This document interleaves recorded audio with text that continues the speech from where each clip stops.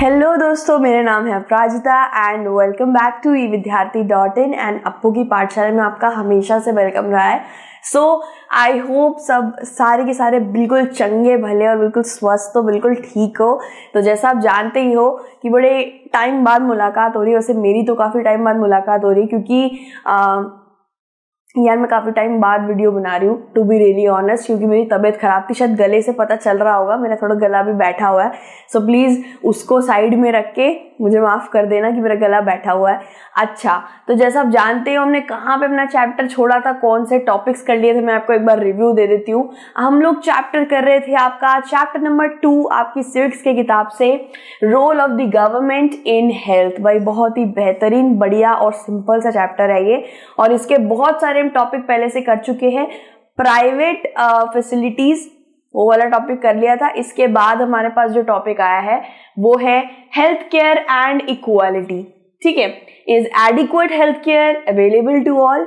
तो ये वाला हमारा आज का टॉपिक है। सबसे पहले मैं आपको छोटा सा रिव्यू देना चाहती हूँ कि पब्लिक और प्राइवेट फैसिलिटी में क्या अंतर है। दोस्तों, हमारे भारत के अंदर ये दो प्रकार की फैसिलिटीज होती है, एक होती है पब्लिक के लिए और दूसरी होती है प्राइवेट।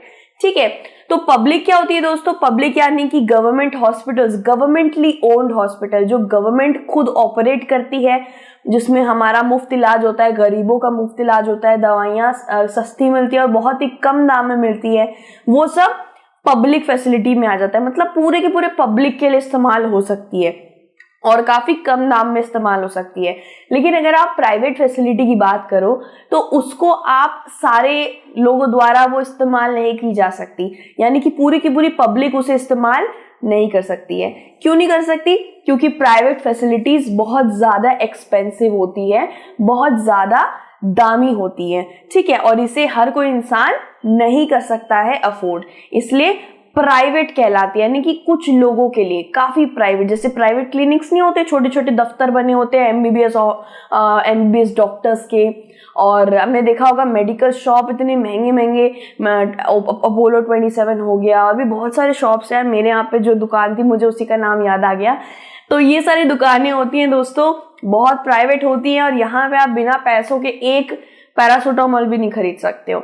लेकिन गवर्नमेंट हॉस्पिटल और गवर्नमेंट जो इलाज करवाती वो मुफ्त होते हैं और काफी हद तक बिना पैसों के होते हैं, और दवाइयां भी बिना पैसों की मिलती है। सो वो पब्लिक फैसिलिटी में आ जाती है, और ये प्राइवेट में आ जाती है जहां आपको पैसे देके एक्सपेंसिव इलाज मिल सकता है, लेकिन ट्रीटमेंट बहुत अच्छा होता है। ठीक है, सो ये हमने प्रीवियस टॉपिक्स में करे थे, वो मैंने आपको एक छोटा सा रिव्यू दिया है। अब हम इसके अंदर पढ़ेंगे कि इंडिया में हेल्थ केयर की क्या हालत है और कितने लोगों को एकदम पर्टिकुलर, एकदम बढ़िया वाला हेल्थ केयर मिल पाता है, और कितने लोगों को अपनी बीमारी को ले लेके जूझना पड़ता है, बेचारे इलाज नहीं करा पाते। इनके बारे में हम थोड़ी सी यहाँ पे चर्चा करेंगे। ठीक है, तो जल्दी से स्टार्ट करते हैं दोस्तों हमारे टॉपिक को। In India private health services are increasing but public health services are not. So यहाँ पे वही प्रीवियस टॉपिक जो मैंने इसलिए आपको समझाया क्योंकि यहाँ पे उस टॉपिक को लेके थोड़ी सी बात हुई है, पब्लिक और प्राइवेट सर्विसेज को लेके। सो गाइज, यहाँ पे बताया जा रहा है कि भारत के अंदर ना पब्लिक हेल्थ सर्विस बढ़नी चाहिए, यानी कि मुफ्त इलाज होना चाहिए, गवर्नमेंटल हॉस्पिटल बनने चाहिए जहां पे आराम से कम पैसों में या मुफ्त इलाज हो पाए, जहां पे लोगों को अपनी बीमारी का समाधान मिल पाए। लेकिन ये बढ़ने के बजाय, गवर्नमेंट हॉस्पिटल्स बढ़ने के बजाय सिर्फ प्राइवेट क्लिनिक्स और प्राइवेट हॉस्पिटल बढ़ रहे हैं, यानी कि ऐसे हॉस्पिटल बढ़ रहे हैं जहां पे शायद 1 या 2 लाख से बिल कम नीचे बैठेगा ही नहीं। और आप जानते हैं भारत के अंदर ऐसे बहुत से मिडिल क्लास और बहुत से नॉर्मल फैमिली के लोग रहते हैं जो इतना ज्यादा पैसा नहीं दे पाएंगे। सो ये भारत में कुछ ज्यादा देखने को मिल रहा है, ज्यादा स्केल पे देखने मिल रहा है कि प्राइवेट फैसिलिटीज बहुत ज्यादा बढ़ रही है। प्राइवेट क्लिनिक, मैं अपना बताऊं, मेरे घर के मतलब जो मेरी कॉलोनी है उसके बाहर निकलते ही चाउमीन की दुकान, मोमोज की दुकान, उसके बाद जो दुकानें पड़ती है वो सारी की सारी क्लिनिक्स की है। यहाँ डेंटल क्लिनिक है, आई क्लिनिक है, इसके बाद एमबीबीएस डॉक्टर बैठता है, कोई बैठता है, कभी कोई बैठता है। तो यार इतने सारे प्राइवेट क्लिनिक्स खुले हुए हैं, लेकिन गवर्नमेंट हॉस्पिटल दूर दूर तक नहीं है। गवर्नमेंट हॉस्पिटल के लिए मुझे शायद जाना पड़ा था, गुड़गांव जाना पड़ा था गवर्नमेंट हॉस्पिटल के लिए। सो यार this is really a weird, not weird but काफ़ी अनलाइकली है, ये नहीं होना चाहिए। गवर्नमेंट हॉस्पिटल शायद 3 या 4 माइल के बाद मिलना ही चाहिए एक, ठीक है, लोगों का इलाज होना चाहिए, लेकिन भारत में थोड़ा सा उल्टा हो रहा है, ठीक है। As the cost of these private services is high, many people can not afford them. Obvious ही बात है दोस्तों, मैं अपनी फैमिली की बात very straightforward to you guys, क्योंकि आप मेरे दोस्त हो, मेरे बहुत अच्छे, आपसे बहुत अच्छा बॉन्डेज बना हुआ है मेरा, तो मैं सब सच सच बता देती हूँ अपने घर का सब कुछ। मैं कल क्या खा के आई थी वो भी वीडियो में बता देती हूँ।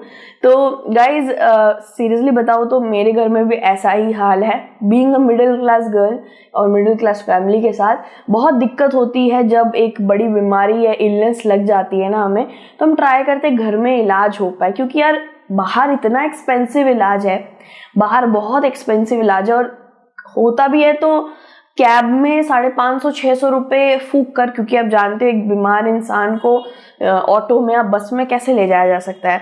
सो कैब फैसिलिटी से ही जाना पड़ता है या एम्बुलेंस किसी भी चीज़ से जाना पड़ता है, उसमें भी आराम से 1000 रुपये तक लग जाते हैं आना जाना।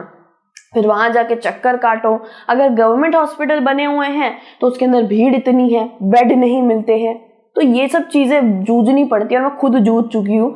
मुझे खुद टाइफॉइड जॉन्डिस हुआ था, मैंने बताया भी था प्रीवियस वीडियो में कि मुझे हुआ था अभी भी वायरल है, और ऐसे ही हुआ था यार। वायरल में 102-103 बुखार जब चढ़ जाता है, I think everyone consults that you should check a doctor, okay. लेकिन मैं डॉक्टर के पास नहीं गई, मैं ट्राई कर रही थी मैं घर में ठीक हो जाऊँ, पैसे बचा लूँ।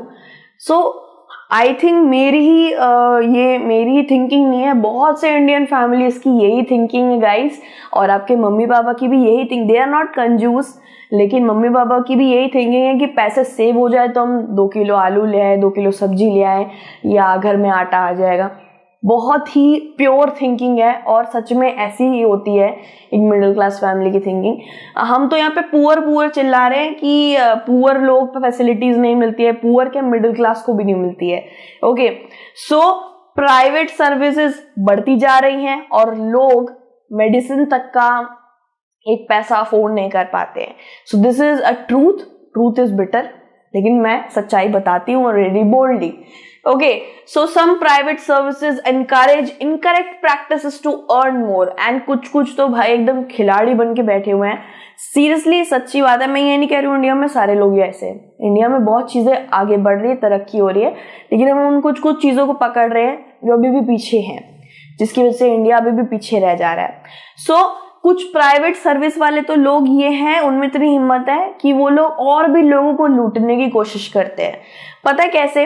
अगर I'm gonna give you an example guys, अगर मेरे को बुखार है, ठीक है, 101-102 बुखार है, शायद मेडिसिन से या फिर एक इंजेक्शन, कोई एक ऐसी चीज से बुखार रातों रात या 1 से 2 दिन में खत्म हो जाएगा, ठीक है, या ज्यादा से ज्यादा पैरासिटामोल या कोई ऐसे मेडिसिन खा ली, उसे ठीक हो जाएगा।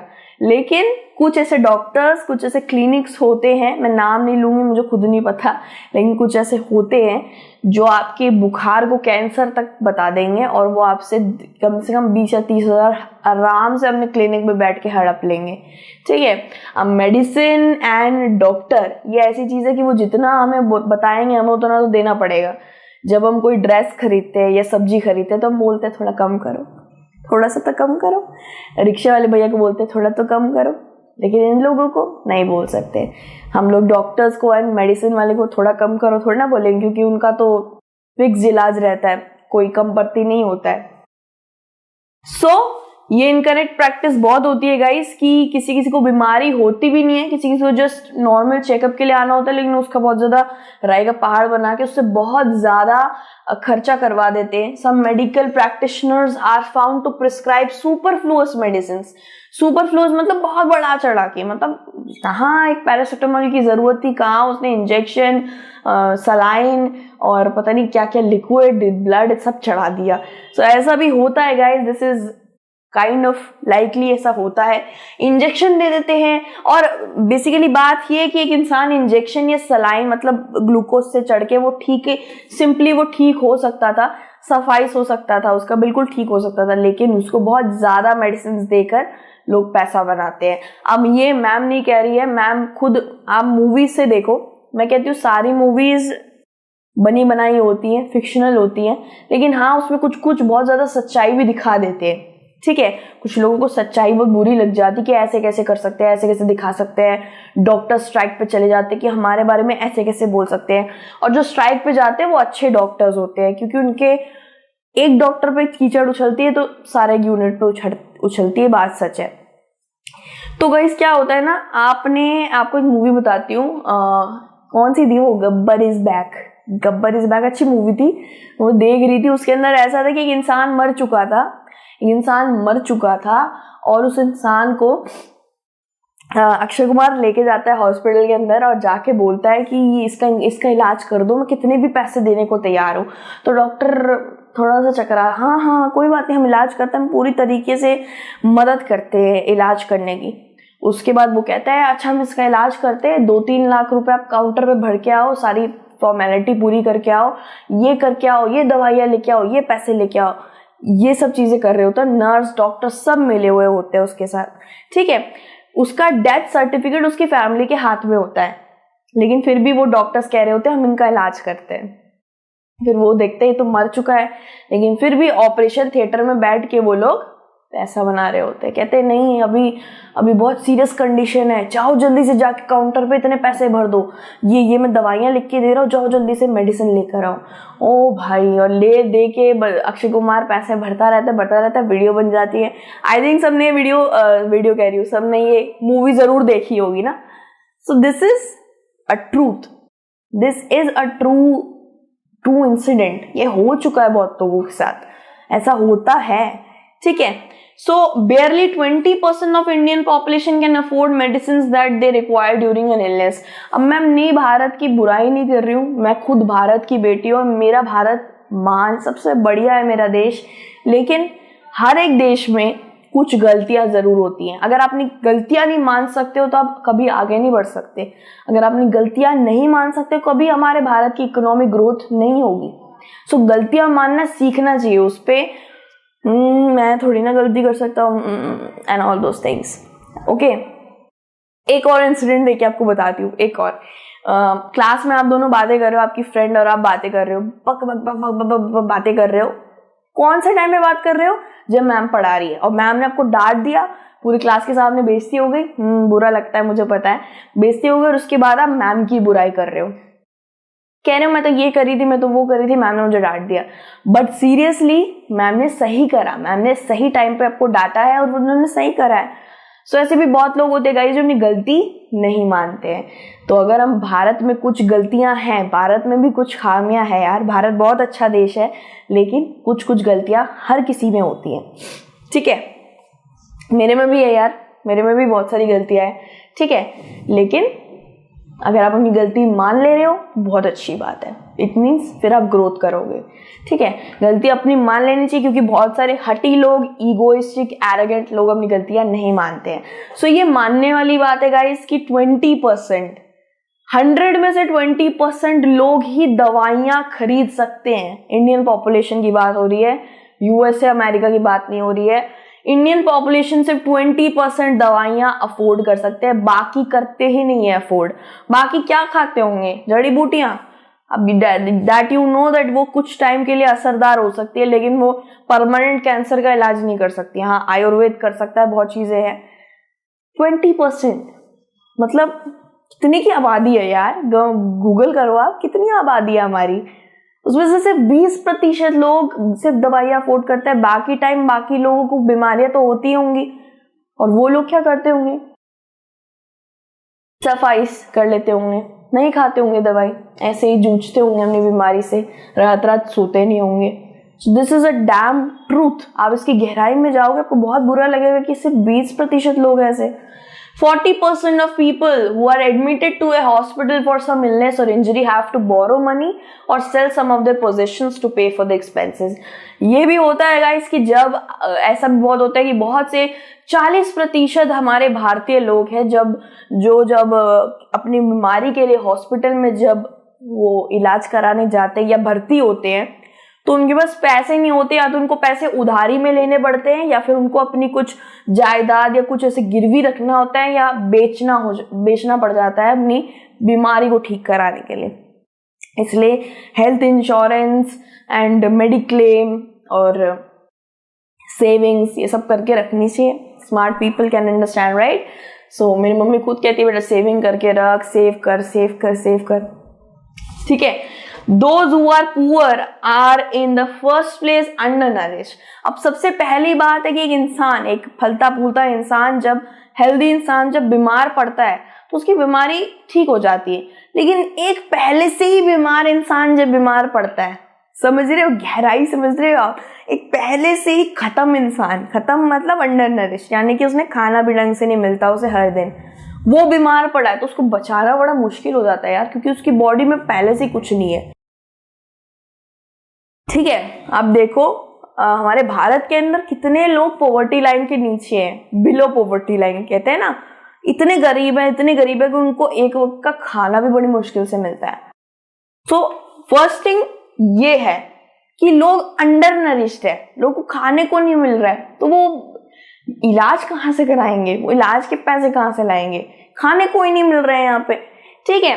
These families are not eating as much as they should. वो शायद, हम लोग कितना खाते हैं यार, टू बी ऑनेस्ट, खाते हैं हम लोग सब अच्छा खाते हैं. सुबह ब्रेकफास्ट मिलता है, मम्मी दूध देती है 2 टाइम का, अंडे खाते हैं, कोई नॉन वेजिटेरियन तो चिकन वगैरह, मीट वगैरह, मांसो सब चौले भाई, जाना तो मतलब सब चलता है भाई सबका, मुझे पता है. और वेजिटेरियन हो तो आप पनीर वगैरह अच्छी चीजें खाते हैं जिससे हम फिट रहते हैं. ठीक है. उनकी तो बच्चों को भी कुछ नहीं मिल पाता, खाना तो दूर की बात है, प्रॉपर मतलब नरिशमेंट नहीं मिल पाता है बच्चों को, दूध भी अच्छे से नहीं मिल पाता है. और माँ दूध पिलाती है, स्तनपान कराती है, माँ ही अंडर नरिश रह जाती है, बच्चे को क्या पिलाएगी. सो देखा जाए ये सब चीजें हैं ना गाइस, ये हमसे परे हैं, हमारी आंखों से बहुत परे रहती हैं. ये हमें लगता है वाह वाह वाह वाह भारत कितना अच्छा हो गया, एक भी भूखा इंसान नहीं दिखता. अब जाके देखो गाइस, दिखेगा. मैं सोचती थी अब गरीबी कम हो रही है, पॉवर्टी कम हो रही है, देखो हमारा भारत कितना फैशनेबल हो रहा है, लेकिन मैंने देखा है, मैं अपनी आंखों से देख के आ रही हूँ, झुकला देगा कोई. आंखों से मैंने देखा है. मैं तिब्बतन मार्केट, वो कश्मीरी गेट के पास गई थी, मैंने आपको बताया था एक वीडियो के अंदर, रेस्टोरेंट में खाने गई थी, तो मेरे को खुद इतना बुरा लगा था. 1700 रुपए फूक गए थे यार, लेकिन 4-5 बंदों के लिए हमने पेट भर के खाया, मम्मी भाई सबने खाया, कोई बात नहीं, मेरे पैसे फूके कोई नहीं, कभी कभी तो जाते हैं.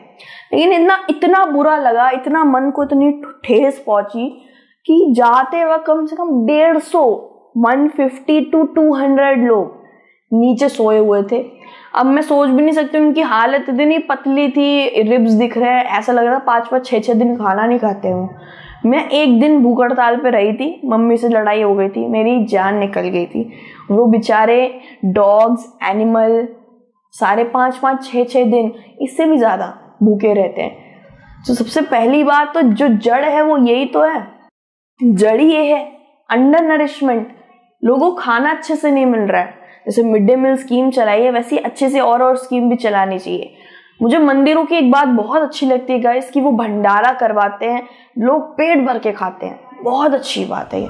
I really appreciate. भंडारा करवाते हैं, मस्जिद में खाना मिलता है, ये चीज गवर्नमेंट को और बढ़ानी चाहिए कि सिर्फ मंदिर और मस्जिद में ये सब चीजें चले, गुरुद्वारों में चीजें चले, हर जगह चलनी चाहिए. हर किसी के पेट भरे रहने चाहिए, और रिच लोगों को थोड़ी अपनी जेबें टटोलनी चाहिए, थोड़े अच्छे ऑर्गेनाइजेशन सब कुछ यार खोलने चाहिए. क्योंकि टू बी रियली ऑनेस्ट, मेरी फैमिली और मैं खुद घाटे में चलते हैं. हम लोग लाइक माइनस, अगर हम 20,000 कमाते हैं तो हमें 15,000 तो हमारा इन सब चीजों में ही चला जाता है, माइनस में चलती है मेरी फैमिली. बट स्टिल हमें इतना पता है दैट खाना, हमने भूख वो देखी है कि भूखे रहना कैसा होता है. सो यार गाइज, यही बात है कि आप हेल्प करो, चैरिटी, हेल्प, एवरीथिंग. हम जितना खिला सकते हो लोगों को खिलाओ, क्योंकि बाकी लोगों की हालत बहुत खराब है. मेडिकेशन तो दूर की बात है, उनको खाना नहीं मिल रहा है. ठीक है. So what we can do as a citizen of our country, we can provide some food. At least रोटियां फेंकते हैं, बासी रोटी फेंक देते हैं, चावल ओ गंदे हो गए ऐसे फेंक देते हैं, वो फेंके हुए चावल खाते हैं लोग डस्टबिन से उठा के. अब देखा करो, मुझे पता है मेरे बहुत सारे बच्चे देखते हैं, बहुत सारे बच्चे अच्छे भी आप लोग देते होगे लोगों को, लेकिन मैं चाहती हूँ 100% हो जाए सारे बच्चे ऐसे. ठीक है. So hope you getting my point guys. And love you से तने अगर आप ऐसे कर रहे हो तो, ठीक है। So there are not provided basic necessities like drinking water, adequate housing, clean surrounding etcetera, and therefore are more likely to fall ill. तो बेसिकली रूट पे जाना, डीप रूटेड जाना बहुत ज्यादा जरूरी है। ऊपर ऊपर साफ सफाइयां करना जरूरी नहीं है, हमें बिल्कुल डीप रूटेडली साफ सफाई चाहिए होती है, ठीक है। तो मैं यही बताना चाह रही हूँ गाइज, आप बीमारी को तो बाद में ठीक करो, सबसे पहले उनको एक अच्छा घर, एडिक्वेट घर देना चाहिए। आसपास का वातावरण ही इतना गंदा है, मलेरिया, मॉस्किटो ये सब काट रहे हैं और इतनी गंदगी है, इसकी वजह से इलनेस जरूर बढ़ेगी। एक इंसान इलाज करके वापस आएगा, उसको फिर कोई बीमारी जकड़ लेगी। सो यार बीमारी बाद में देखते हैं, सबसे पहले ये सब चीजें प्रोवाइड करवानी ज्यादा जरूरी है by the help of government. देखा जाए तो यार फॉर एन एग्जाम्पल मैं आपको समझाना चाहती हूँ। मैं ना एक मॉल में गई थी, मेरा एक दोस्त था,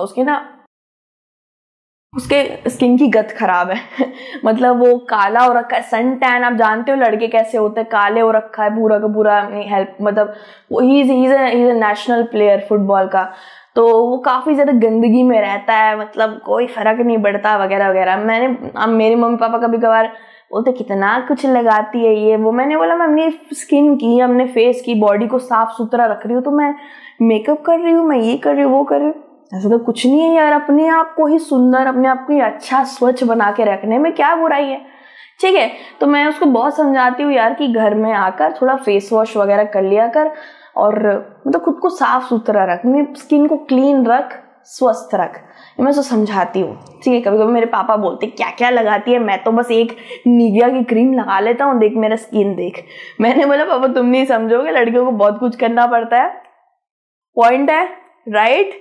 लड़कियों को बहुत कुछ करना पड़ता है खुद को ठीक ठाक रखने में। लड़के आई नो, पता नहीं लड़कों की स्किन इतनी अच्छी क्यों होती है, इतना खेलते हो कूदते हो तुम लोग यार, लेकिन तुम्हारी स्किन इतनी अच्छी कैसे होती है, मुझे अपनी स्किन दे दो तो यार मतलब लड़कियों को तो बहुत कुछ करना पड़ता है अपनी स्किन के ऊपर। तो बेसिकली मैंने उसे यही बताया कि मैं पहले उसे बताने लग गई, तू व्हाइटनिंग फेस वॉश ले ले, इससे तू व्हाइट हो जाएगा, थोड़ा सा तेरे पे निखार आएगा। तो मुझे एक वहां बंदा था, ही वाज मतलब वो काउंटर संभाल रहा था, तो उसने बोला मैम आप गलत ले रहे हो, व्हाइटनिंग मत लो, इनका डीप रूट में जाओ। सबसे पहले इनके पिंपल्स है, पिगमेंटेशन है, बहुत ज्यादा गंदगी है, पहले उसको साफ करो, फिर तो व्हाइटनिंग आएगा बाहर। मैंने बोला बात तो सही कह रहे हो, डीप रूटेड पहले जाना चाहिए, फिर व्हाइटनिंग आएगा, ठीक है। व्हाइटनिंग तो नीचे छुपा पड़ा है, उसका निखार नीचे दब गया है, ऊपर जो पिंपल वगैरह सब कुछ है उसको पहले हटाओ, झाइयों वगैरह को हटाओ, फिर व्हाइटनेस ऊपर आएगी। तो वही मैं आपको ये समझाना चाह रही हूँ कि पहले लोगों को स्वच्छ पानी, स्वच्छ इन्वायरमेंट और अच्छा घर मिलना चाहिए, तब जाके उनकी बीमारियां आधे से ज्यादा कम हो जाएंगी, बहुत कम हो जाएंगी, और शायद इतने हॉस्पिटल में कभी चक्कर ही नहीं लगाना पड़े उन्हें। क्योंकि मैंने देखा है झुग्गियां बना के रहते हैं लोग, बहुत सारे छोटे छोटे चाली सिस्टम बना के रहते हैं, साइड में नाली बह रही है, पानी इधर जमा पड़ा है, रोडों की हालत खराब है, पीछे नाला है, पीछे झील जा रही है, इसमें मच्छर ही मच्छर, तादाद मच्छर। मलेरिया नहीं होगा तो क्या होगा, जॉन्डिस टाइफाइड नहीं होगा तो क्या होगा, राइट। और एक इंसान को जॉन्डिस टाइफाइड हो और उसके बाद वो इलाज करा के वापस आए, फिर हो जाएगा ना, वो उसी इन्वायरमेंट में रह रहा है। सो ऐसे में वो बार बार more likely to fall ill, बार बार वो इल होगा। Women's health concerns are considered to be less important than the health of men in the family. Many tribal areas have few healthy centers and they do not run properly. सबसे बड़ी बात तो women's के ऊपर लेके है guys, कि बहुत सी वुमेन्स जो गांव के इलाकों में रहती, गर्भवती होती है, बहुत पेन झेलना पड़ता है। मैंने एक दो ऐड भी देखे हैं, बहुत पेन झेलना पड़ता है। ऐसे में उनका कभी कभी अबॉर्शन भी हो जाता, अबॉर्शन नहीं सॉरी बेबी भी मर जाता है कभी कभार उनका, या कभी कभार उनकी ही खुद की जान चली जाती है। तो वुमेन्स की हेल्थ को तो सबसे ज्यादा डिटोरिएशन मिलती है।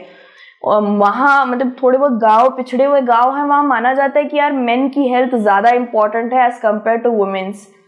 तो ये थोड़ी बहुत सोच अभी भी है कि वुमेन को तो वो तो घर में रहती है, उसको हेल्थी रहने की कोई जरूरत नहीं है, मेंस को ज्यादा हेल्थी रहने की जरूरत है। तो ऐसा भी माना जाता है, कुछ जगहों पे, सारे जगहों पे नहीं माना जाता। सो ट्राइबल एरियाज है फ्यू हेल्थी सेंटर। आप ट्राइबल एरिया में चली जाइए, ट्राइबल एरिया नहीं होते आदिवासियों के घर वगैरह, वहां पे वो लोग जंगल वगैरह के निवासी होते हैं, तो वो लोग इतना हॉस्पिटल, हेल्थ सेंटर वहां पे होते ही नहीं है। दूर दूर तक नहीं होते हैं, ऐसा लग रहा है सिर्फ शहरों तक स्थित होके रह गए। शायद इनको और बढ़ना चाहिए, अपनी लिमिट क्रॉस करिए और हर जगह पहुंचने की कोशिश करनी चाहिए, right? That is my फ्रिंग point. So adequate housing मिलनी चाहिए, साफ स्वच्छ पानी का अधिकार हर एक इंसान को है, और आसपास कूड़ा करकट कोई भी ना करे। मेरे सामने तो एक इंसान ने से पान खाया और पीक मार दी। मैंने बोला ये पान की पीक क्यों मारी? थोड़ा सा गिटक लेता या फिर जाके आप डस्टबिन में जाके कर देते। हमने भारत स्वच्छ अच्छा नहीं लगता आपको? तो उस वक्त मैंने उसको अच्छा खासा भाषण दे दिया। मेरे दोस्त ने कहा बस कर बस कर बस कर। उसने बोला मैम आपकी सड़क है। मैंने बोला हाँ मेरी सड़क है, भारत माँ की सड़क मेरी सड़क है, एक्चुअली आपकी भी है, क्यों गंदा कर रहे हो उसे? तो यार लड़ भड़ो, कोई भी गंदगी कर रहा है उसी वक्त उसके कान पकड़ लो और बोलो कि क्यों कर रहे हो भाई। करोगे ना अगली बार से करेगा नहीं वो, ठीक है? यही तो प्रॉब्लम है गाइस कि अगर कोई मास्क नहीं लगा रहा होता तो हम उसको टोकने की बजाय हम ऐसे खड़े रहते हैं। मेरी मम्मी तो भाई टोक देती। मेरी मम्मी बहुत ऐसे वो क्या कहते हैं दबंग है, कहती मास्क क्यों लगा रखा आपने, सबको बीमार करोगे क्या, चलो मास्क लगाओ। वो जल्दी से बंदा लगा लेता है mask. So this is really good guys. आप बहुत यंगर जनरेशन हो और आप ही सबसे बेटरली ये कर सकते हो। कोई कूड़ा फैला रहा है एकदम बोल्डली बोल दो भाई क्यों फैला रहा है कूड़ा, देखो डस्टबिन नहीं दिख रहा है, ये हमने बैग में रख ले, पॉकेट में रख ले, कहीं ना कहीं कोई तो इलाज होगा इस चीज का। हमने जो भी तू कूड़ा करकट लेके घूम रहा है उसको अपने बैग में। मेरे मम्मी परेशान हो जाती है, मेरा बैग पूरा कूड़े से भरा हुआ है। You know why? बिकॉज मुझे डर लगता है कूड़ा फेंकने में। मैं अपने बैग में गोंज देती हूँ यार, फिर बाद में डस्टबिन में डाल देती हूँ। क्यों नहीं कर सकते? इतनी सुंदर सुंदर सड़कें, गवर्नमेंट सड़कें बहुत अच्छी बनाती है गाइस, वो गंदी हम लोग ही करते हैं, ठीक है? एंड बेसिक थिंग है कि क्लीन सराउंड मिलना चाहिए जिससे सबसे कम से कम बीमारियां पनपेगी, ठीक है? So this was our video, this was our topic. दूसरा वाला जो टॉपिक आएगा गाइज वो है व्हाट कैन बी डन, मतलब क्या हो सकता है, ठीक है? क्या हो सकता है इस चीज पे, इतनी सारी चीजों के बारे में हमने अभी डिस्कशन करा है, क्या हो सकता है, इसका समाधान क्या निकलेगा, उसके बारे में हम सब दूसरी वीडियो में बात करेंगे। टिल देन अपना ध्यान रखिएगा। कमिंग सून, ठीक है? Coming soon with a lot of fun. नहीं यार फन नहीं हो पाएगा, आपसे बातचीत तो मजा तो आता है यार, मतलब मन करता है आपसे बातचीत करती रहो, लेकिन इतने ज्यादा सीरियस टॉपिक्स है ना गाइस की मतलब लड़ने का मन सा कर जाता है। सो आप दूसरी वीडियो में मिलते हैं आपके साथ। Till then take care, God bless you everyone and bye.